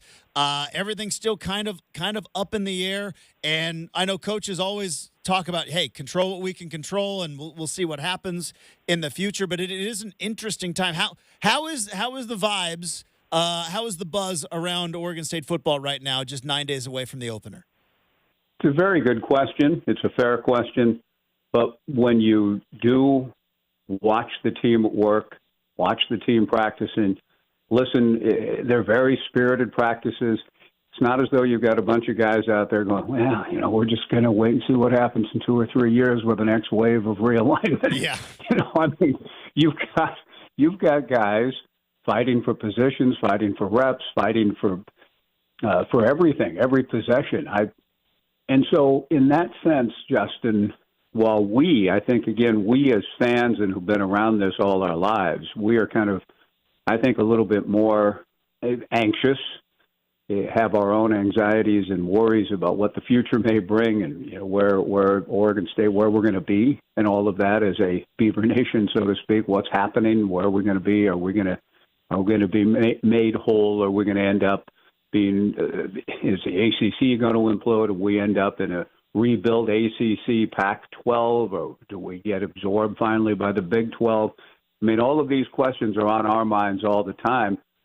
The players, and this is what's been refreshing, the vibe is refreshing more than ever this year. The games have been a bit of an escape the past couple of years, ever since USC and UCLA's exodus, when we knew once that happened 2 summers ago, it was sort of a, what does this portend? And I remember even Jonathan saying to me 2 years ago when I asked him his reaction to SC and UCLA announcing the move to the Big Ten, he said, well, there's a great chance the conference doesn't survive at all. That's what Jonathan said that 2 years ago. So we've been looking at the games themselves, each of the last 2 years, 22 and 23, almost as a relief to get away from all that talk and what's going to happen with the conference.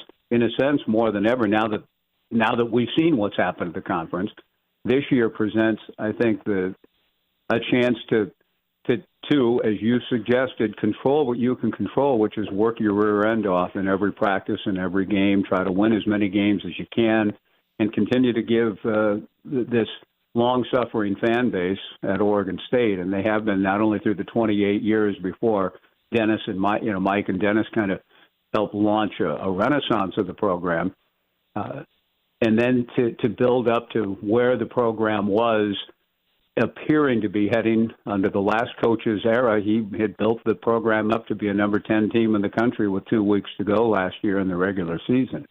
So all of that pulled out, and the rug pulled out, 25 players into the portal, all of that, more than ever, Justin, I think, has created a energetic vibe at camp because it's football. That's what it is. In the end, these guys are playing football. I don't want to go Andy Griffith on you. What it was football, the whole routine that he did. But way, way, way back, it's pretty good. But that's what it is. And the guys are loving playing the game and being around them and seeing their joy for the game, and then hearing we lost a lot of guys in the portal, but hearing the people talk about why they came here and the vibe that you talk about, the culture, the coaching, the atmosphere, the community, all of that is still real and viable. And so this season, more than ever, I think the games are presenting to all of us a way of escape into a world that is still real. Uncertain as it may be, it's still an exciting prospect that another season is at hand, and we'll see where it leads us down the road a year or two from now. But for now, the vibe is good around here because people are excited just to see football again. Mike Parker, the voice of the Oregon State Beavers, joining us here on 620 Rip City Radio. We have a pretty good idea what the defense will likely be like because Trent Bray, I'm assuming, still going to be running his stuff from a defensive coordinator. But the offense might look a little bit different this year, Mike, because now you got Ryan Gunderson coming in, former Beav, who was coached under Mike Riley, both at Oregon State and Nebraska, was coaching under Chip Kelly last year at UCLA. And I thought a great hire because, as we have talked about in the crazy, weird times, what a better person or people to bring into the program than the people who probably love it the most. And I'm fascinated to see what the offense is going to look like. Not going to ask Coach Gunderson about who's going to start at quarterback because I'm sure he's tired of that question. But I am fascinated to see kind of what the offense is going to look like because I'm sure that's probably going to be the biggest difference on the field for the Beavs this year is maybe a different approach offensively. Yeah, and Gundy, in respect to that, Ryan, tired of being asked the question and has even kind of turned it back around, as we heard somewhat, famously, infamously, recently after our practice, like, I'll coach the team. There's a confidence to him that I think he knows he's got good stuff. And he's learned, as you said, from Chip, from Brenden, from Mike Riley. He's got a very bright, fertile offensive mind. He's got a chance now to really run his own stuff. And I like the combinations and variety that I'm seeing. And you, he, all of us, and Ryan himself, we're all waiting to see who'll take the first snap and direct that offense.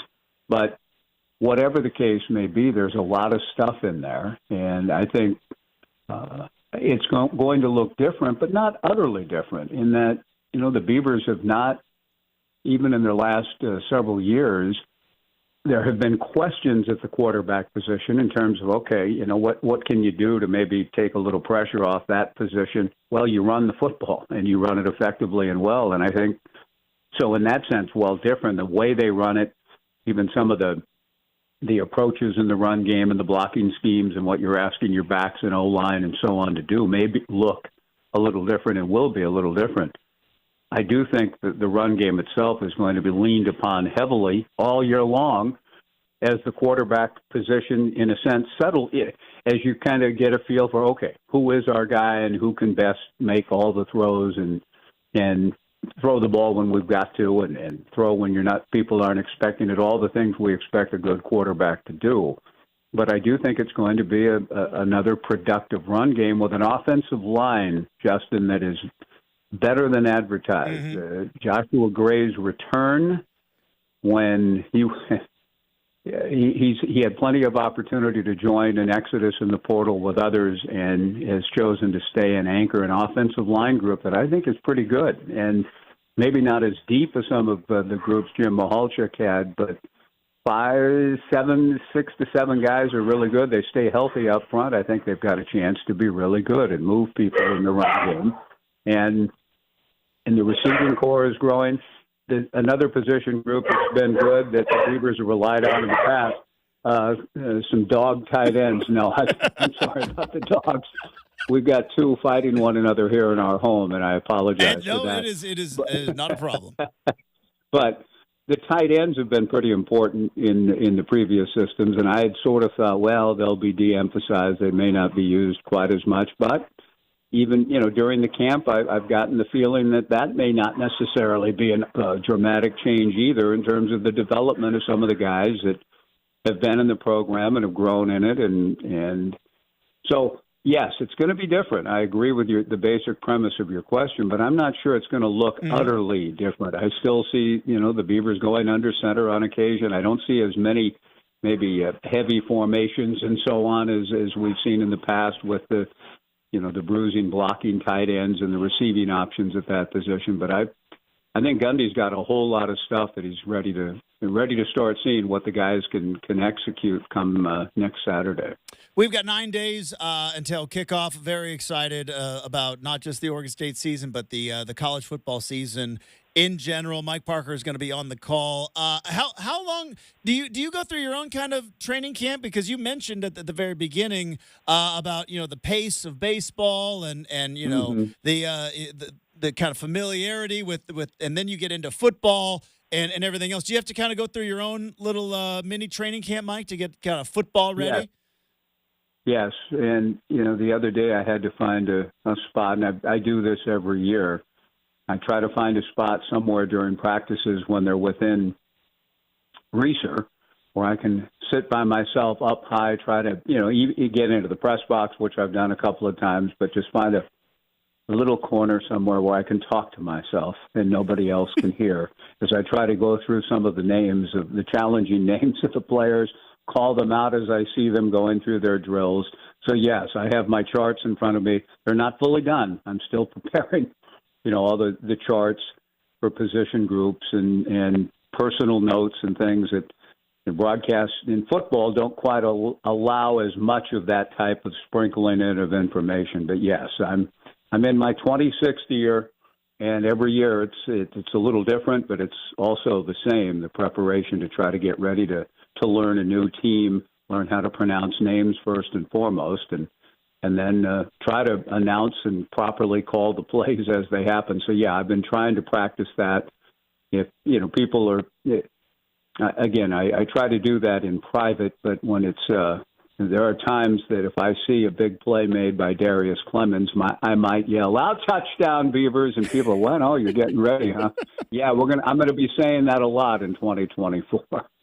Well, Mike, I do agree with you. The summer has gone by far too fast, but the reward at the end, the carrot at the end of the stick is football season is nearly upon us, and I am as excited as I'm sure you are to get back at the stadium, get the fans in there, and kick off because there's nothing quite like college football kickoff and That's right. and getting ready into the season. Justin, I absolutely love it, and I do think our schedule this year with 7 home games and with a September that has some sizzle to it. You've got a road trip at San Diego State that's going to be pretty challenging and interesting, and then back-to-back home games with a couple of Big Ten schools. But to have them both coming in on back-to-back weekends to close the month, to not even close it. I mean, what do we got on the 28th? I can't even remember. But you've got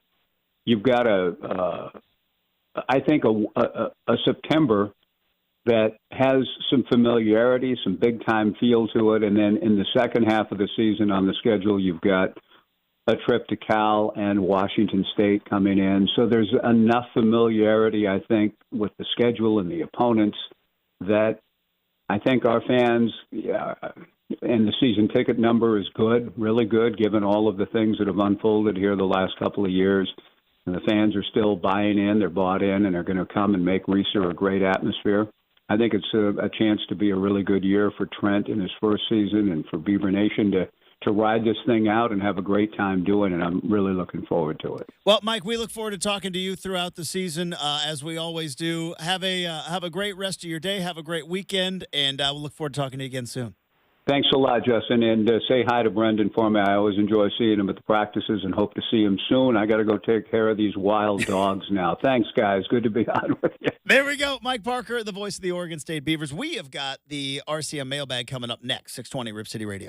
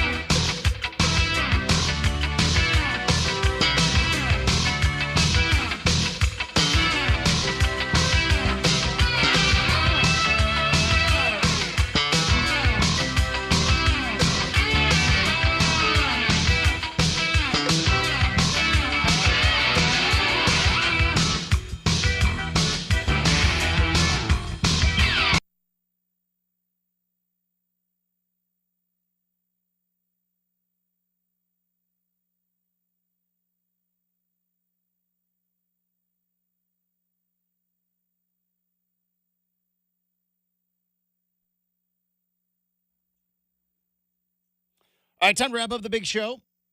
Before we get to the RCM mailbag, I do want to try to take you up to the ball game. That's right. Not just me, but all of us at Rip City Radio. Head over to the contest page at ripcityradio.com for a chance to score a pair of tickets to each game of the weekend homestand when the Seattle Mariners, hopefully they can find their bats, take on the Texas Rangers. That's September 13th through the 15th at T-Mobile Park. Plus, 2 nights at Hotel 5, a Stay Pineapple Hotel, with out-of-the-ordinary hotels and extraordinary locations. Enter today at ripcityradio.com. Remember, it's not too late to plan a trip to the Seattle Mariners game this season at T-Mobile Park, and it's not too late for them to maybe start hitting the ball in play a time or two and maybe score a couple of runs. Tickets, schedule, information, all at mariners.com. Let's get to the mailbag.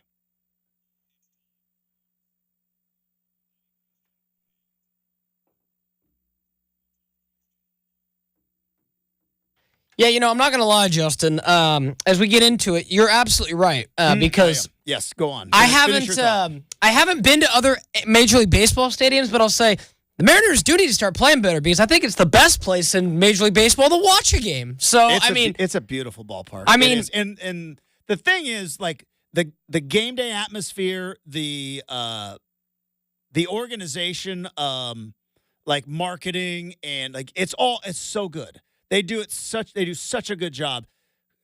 God, they just put a better team on the field. I know, right? You surprised the stadium has aged as well as it has? It's amazing. Because look at well, they did it smart because that stadium is 25 years old.